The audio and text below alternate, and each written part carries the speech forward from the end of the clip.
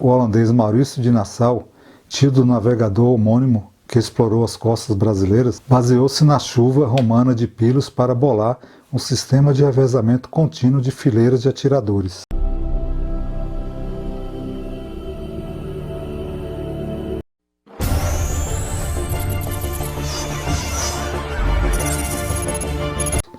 No fronte, as táticas adaptaram-se às novas armas, capazes de causar danos à distância. As armaduras, como vimos, tão úteis desde a antiguidade, tornaram-se completamente defasadas e, portanto, inúteis. No entanto, no início do século XV, quem carregasse uma arma de fogo precisava se esconder. E isso, precisava se esconder por detrás de um bloco de soldados com lanças depois de cada tiro, porque ele tinha que recarregar, lembra? Que a gente vê em alguns filmes aí.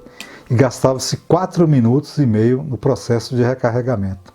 Tempo de sobra para ser estraçalhado por um cavaleiro. Com o tempo, a cadência do tiro aumentou e as velhas armas foram sendo aposentadas. Nessa época, o holandês Maurício de Nassau, tio do navegador homônimo que explorou as costas brasileiras, baseou-se na chuva romana de Pilos para bolar um sistema de revezamento contínuo de fileiras de atiradores. No século XVIII, surgiu a baioneta, que é uma espada curta colocada na ponta do fuzil, para que ele funcionasse também como uma lança no corpo a corpo. Aí temos agora que os fuzis se espalharam pela Europa, mas foram motivo de riso no Japão, onde se continuou valorizando a luta corporal entre samurais. E vocês sabem, que nessas lutas cada lutador devia exibir o próprio estilo e individualidade e obedecer a um estrito código de honra.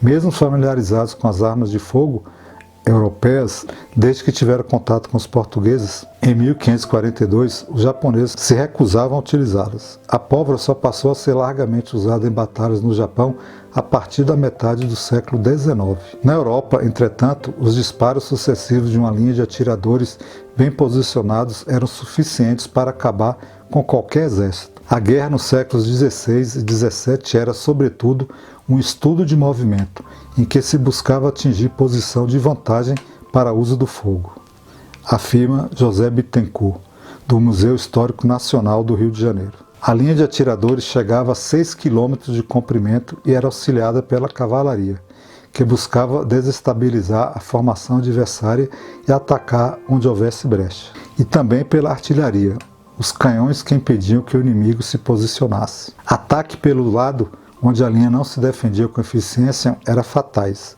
A curta distância, uma única salva de tiros podia atingir 50% a 70% do exército adversário.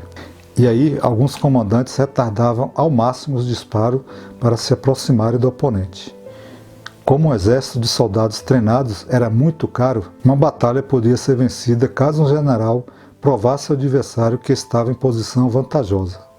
Acompanhando o espírito iluminista da época, a guerra era um jogo em que valia a razão para matematizar, prever os movimentos adversários e conseguir uma situação privilegiada. Um dos maiores gênios nessa arte foi Napoleão, que além de posicionar de forma brilhante seu exército, aproveitou-se do ambiente criado pela Revolução Francesa.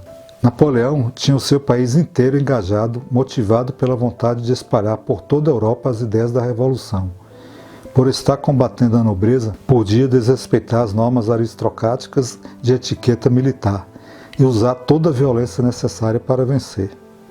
A mobilização de nações inteiras para a guerra mostrou sua força um século depois, com a Primeira Guerra Mundial. Nesse intervalo, o desenvolvimento industrial e militar foi enorme. Em 1914 já existiam canhões semelhantes aos atuais, capazes de atirar 3 vezes mais rápido que os dos séculos anteriores.